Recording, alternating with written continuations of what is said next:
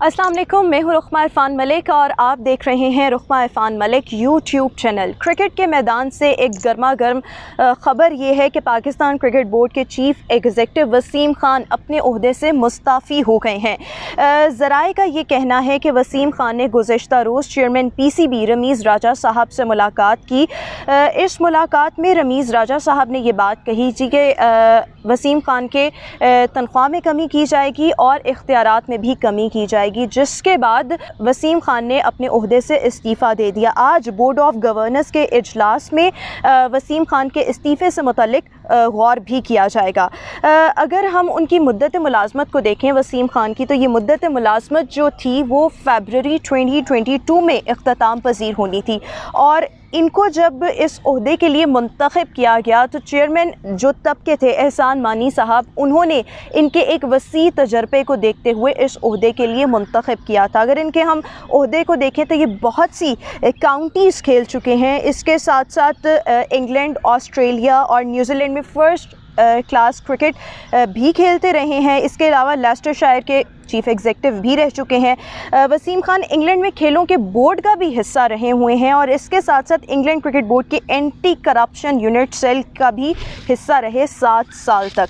अब इस हवाले से मुख्तलिफ़ कयास आराइयाँ भी जारी हैं। ये भी कहा जा रहा है कि रमीज़ राजा साहब जो हैं वो करना ये चाहते हैं कि डायरेक्टर क्रिकेट के ओहदे को दोबारा से बहाल करना चाहते हैं और साथ ही साथ वो इन मामलात पर भी देख रहे हैं। एक तो इस हवाले से कुछ कानूनी पेचीदगियाँ भी हैं और इनका सलूशन फाइंड आउट करने की कोशिश की जा रही है। साथ ही साथ कुछ ऐसी भी कयास आराइयाँ चल रही हैं कि रमीज़ राजा जो हैं वो चीफ़ एग्जीक्यूटिव के ओहदे को ख़त्म करना चाहते हैं PCB से और इसके साथ साथ वो इन मामलात को भी देख रहे हैं कि किस तरह से जो एक चीफ़ एग्जीक्यूटिव के इख्तियारात होते हैं वो चेयरमैन किस तरह से, यानी कि वो ख़ुद किस तरह से इनका इस्तेमाल कर सकते हैं।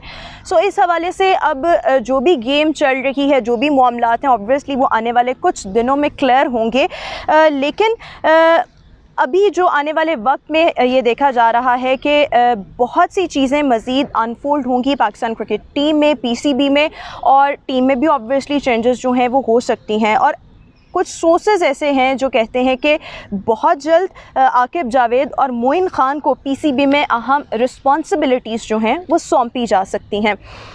हम देखते हैं कि जब भी कोई चेयरमैन बनता है तो ऑब्वियसली उसकी कोशिश होती है कि वो अपने बंदों को फ्रंट फुट पर लाए, अपने बंदों को ओहदों से नवाजा जाए। जब से रमीज़ राजा साहब PCB के चेयरमैन बने हैं वो काफ़ी ज़्यादा मुतहरिक दिखाई दे रहे हैं। उनके आने के बाद वकार यूनुस और मिसबाहुल हक ने भी अपने अपने ओहदों से इस्तीफ़ा दिया। ये भी एक इस्तीफ़ा, तीसरा इस्तीफ़ा, बड़ा इस्तीफ़ा है जो मंजर आम पर आ रहा है, जिसका फ़ैसला आज बोर्ड ऑफ गवर्नर्स के इजलास में किया जाएगा। लेकिन रमीज़ राजा साहब जो हैं वो काफ़ी ज़्यादा मुतहर्रिक हैं और उनके कुछ बिहेवियर्स के हवाले से भी कुछ रिज़र्वेशंस जो हैं वो पाए जा रहे हैं। अभी तो हम डिस्कस कर रहे थे कि वसीम ख़ान के इस्तीफ़े की क्या वजह बनी, तो बेसिकली एक तो उनके इख्तियारात में कमी की जा रही है, साथ ही साथ उनकी तनख्वाह और मरात में भी कमी की जा रही है। सो ही वॉज़न्ट ओके, तो उन्होंने कहा जी मैं इस्तीफ़ा देता हूँ। इस तरह से मामलात लेकर चला नहीं जा सकता। अब देखना यह है कि डायरेक्टर क्रिकेट का ओहदा किस तरह से बहाल होता है, चीफ़ एग्जीक्यूटिव का ओहदा ख़त्म होता है या नहीं होता है। अपार्ट फ्राम दिस, कुछ रोज़ पहले PSL का एक इजलास हुआ जिसकी अंदरूनी कहानी अब मंजर आम पर आ रही है और इसमें देखा गया कि फ्रेंचाइज मालिकान और चेयरमैन PCB रमीज़ राजा साहब ने शिरकत की और इसमें बहुत ज़्यादा गर्मा गर्मी देखने में आई, तल्ख जुमलों का तबादला देखने में आया। लेकिन ओवरऑल रमीज़ राजा साहब जो थे वो फ्रंट फुट पर खेलते हुए दिखाई दिए। इस मौके पर जो कोयटा ग्लेडिएटर्स के मालिक हैं नदीम उमर, इजलास के आगाज़ में उनका सबसे पहले रमीज़ राजा साहब के साथ तल्ख जुमलों का तबादला हुआ, जिस पर रमीज़ राजा साहब खामोश ना बैठे और बहुत गुस्से से जवाब देते रहे। फिर ऑब्वियसली मुल्तान सुल्तान्स के एक नुमाइंदे हैं हैदर अज़हर, उनके साथ भी खासी गर्मा गर्मी देखने में आई और इनका ये कहना था कि डॉलर का जो रेट है वो तय किया जाए। इसके जवाब में रमीज़ राजा ने कहा कि मुझे कोई शौक़ नहीं कि नैब वाले मेरे पीछे पड़े, डॉलर का जो रेट चल रहा है वही चलता रहेगा। सो ये तमाम मामला देखने में आए। फिर अगर हम देखें तो पेशावर ज़ल्मी के मालिक हैं जावेद आफरीदी, उनका भी रमीज़ राजा साहब से कुछ तल्ख जुमलों का तबादला हुआ और उनका ये कहना था कि PSL के हवाले से जो आने वाले 3 महीने हैं वो नहायत इम्पॉर्टेंट हैं। तो इसके हवाले से उन्होंने कहा कि मामलात को हल किया जाए, मामलात को सॉर्ट आउट किया जाए। और अगर जावेद आफरीदी ने कहा कि अगर ये मामलात हल नहीं किए जाते, सॉर्ट आउट नहीं किए जाते, तो हम अदालत से रुजू करेंगे। इस पर रमीज़ राजा साहब ने फिर से एक एग्रेसिव रिस्पॉन्स दिया और उनको कहा कि भाई मर्ज़ी आपकी है, आप जो करना चाहें कर सकते हैं, आप मुझे डरा नहीं सकते। और उन्होंने कहा कि मतलब इन जुमलों का इस्तेमाल किया कि भाई टेक इट और लीव इट।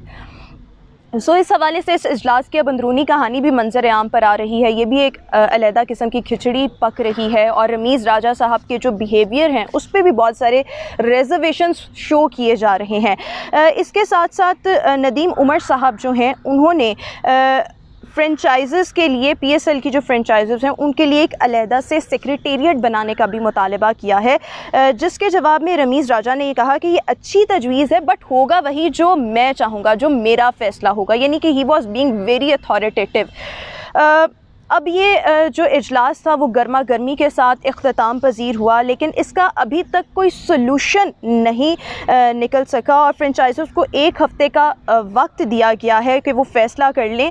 बट ये भी साथ कहा गया है कि वो होगा वही जो PCB फ़ैसला करेंगे, जो चेयरमैन PCB फ़ैसला करेंगे। और इजलास के इख्तिताम पर रमीज़ राजा साहब फिर भी मतलब थोड़े एग्रेसिव मोड में ही दिखाई दिए और उन्होंने ये कहा कि मतलब दोबारा से इन जुमलों का ज़राए कहते हैं कि इस्तेमाल किया गया कि टेक इट और लीव इट। सो ये मुख्तलिफ रिजर्वेशंस जो हैं वो सामने आ रहे हैं। अब देखना ये है कि वो किस तरह से अपने बंदों को एकोमोडेट करते हैं PCB के अंदर, टीम में किस तरह से तब्दीलियाँ लाई जाती हैं और PSL के हवाले से मतलब जो मुख्तलिफ मामलात हैं, जो फ्रेंचाइज़ मालिकान के रिजर्वेशंस हैं, उनको किस तरह से एड्रेस किया जाता है, क्योंकि वो तो कह चुके हैं फ्रेंचाइज़ मालिकान कि हम या तो अदालत से रुजू करेंगे और साथ ही साथ एक डिमांड के हमारे लिए एक अलहदा सेक्रेटेरिएट का मुतालबा किया जाए।